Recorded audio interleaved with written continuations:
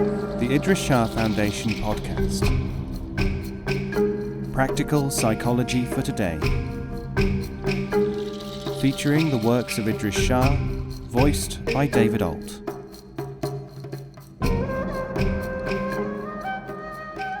Welcome to the Idries Shah Foundation podcast. In this edition of the podcast, we present excerpts from Thinkers of the East by Idries Shah. This audio has been made available by the Idries Shah Foundation.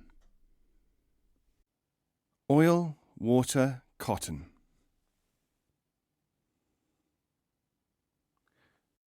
A certain man who was fond of studying all kinds of systems of thought wrote to a dervish master, attributed to Abdulaziz of Mecca, asking whether he could talk to him in order to make comparisons.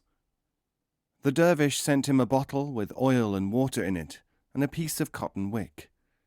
Enclosed in the package was this letter. Dear friend, if you place the wick in the oil, you will get light when fire is applied to it. If you pour out the oil and put the wick in the water, you will get no light. If you shake up the oil and water and then place the wick in them, you will get spluttering and a going out.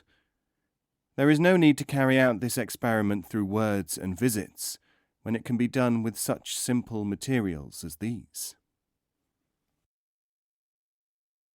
Syed Sabir Ali Shah. The Syed was asked, why did Sheikh Attar write Recapitulation of the Friends of God? He said, because the Quran was no longer being experienced, but was being expounded. And why did Maulana Rumi write the Masnavi? Because the recapitulation was not being read, but was being memorized.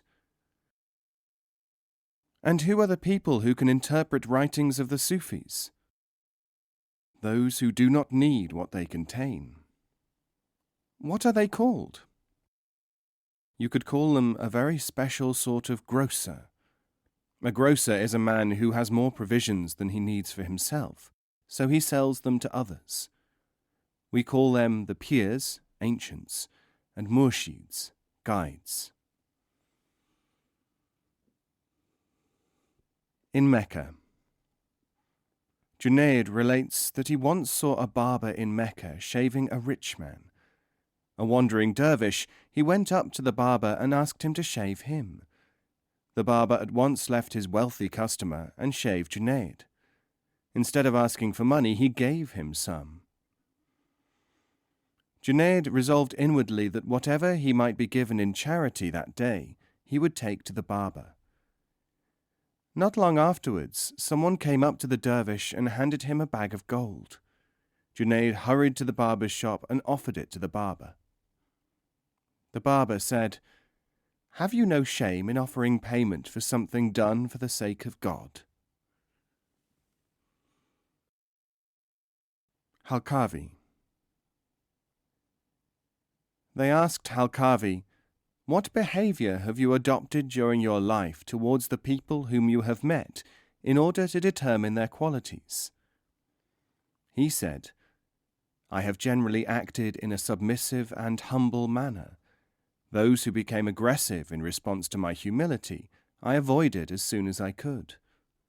Those who respected me because of the humility of my appearance, I shunned as quickly.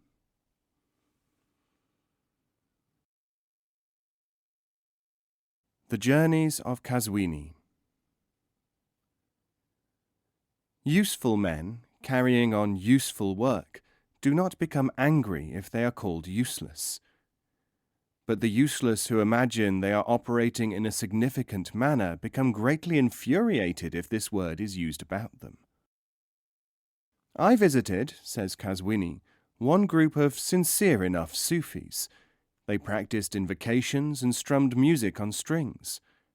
I listened to the discourses of eminent authorities and attended the festivals of the masters, living and dead.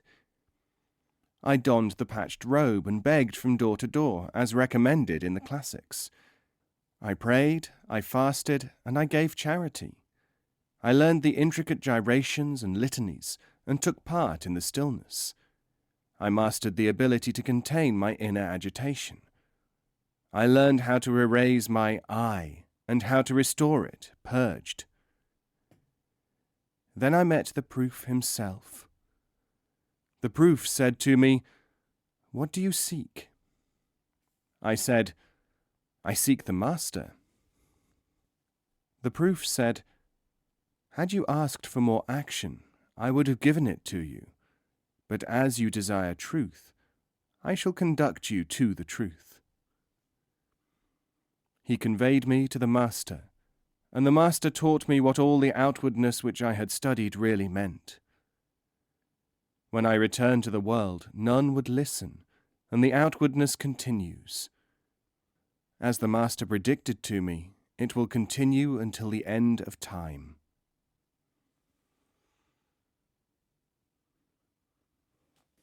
Inconsistencies.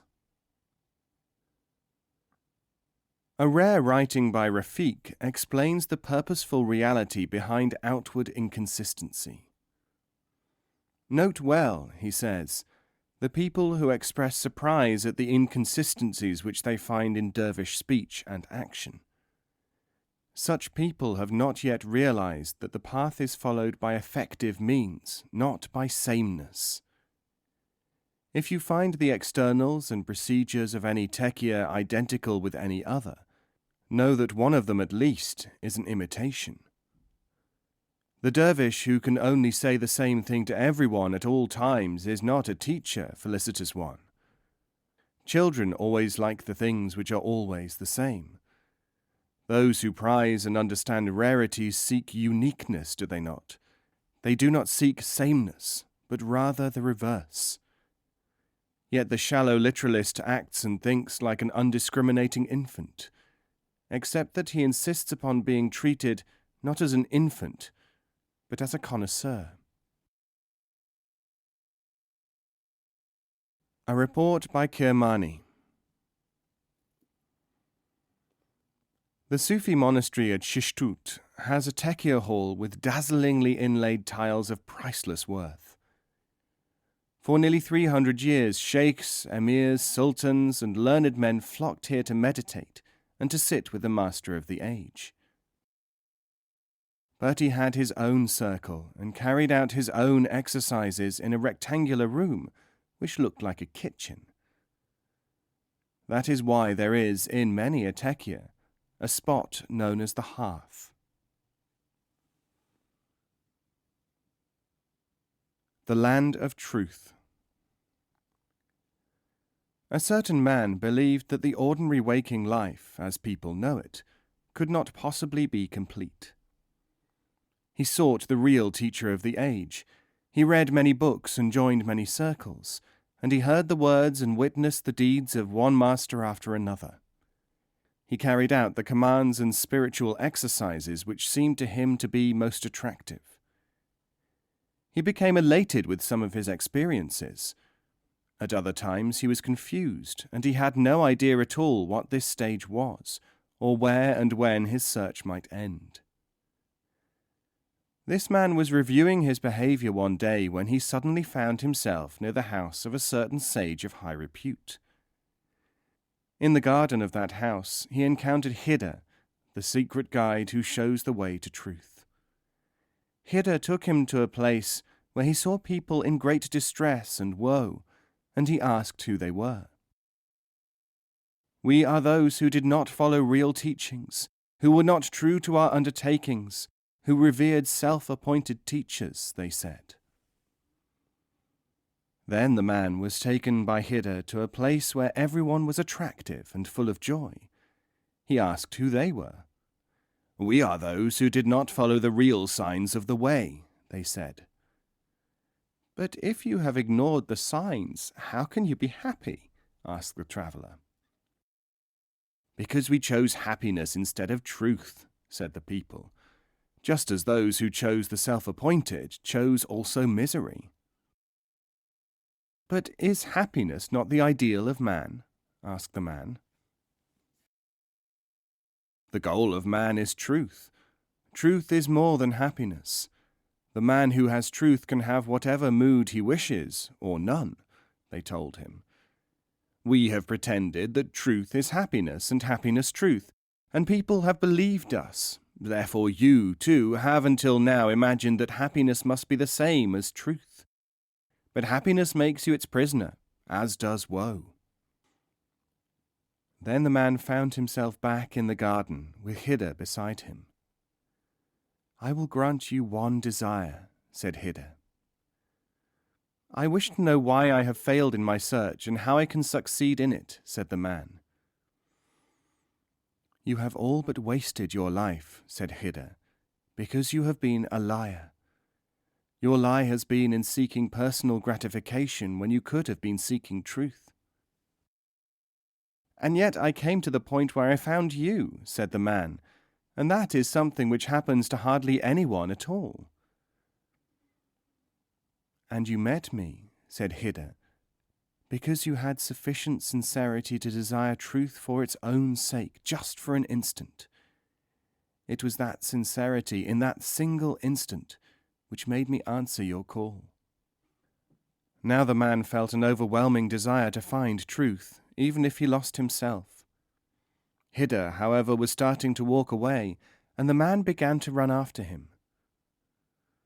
You may not follow me, said Hida, because I am returning to the ordinary world, the world of lies, for that is where I have to be if I am to do my work. And when the man looked around him again, he realized that he was no longer in the garden of the sage, but standing in the land of truth.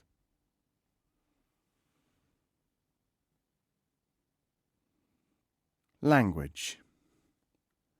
Rifai was asked, why do you have to use so many analogies when you are talking of higher understanding? Can we not speak in plain language of such things? He said, this is an example of sublime ignorance producing correct information. If there were no people who did not know things, we would not be able to discern as to who is wise. Know, therefore, that language is itself an analogy.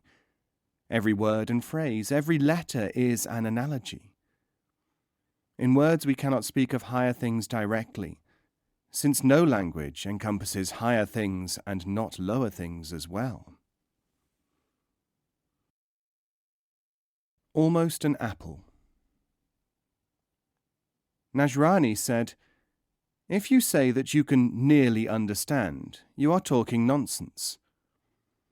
A theologian who liked this phrase asked, can you give us an equivalent of this in ordinary life? Certainly, said Najrani. It is equivalent to saying that something is almost an apple.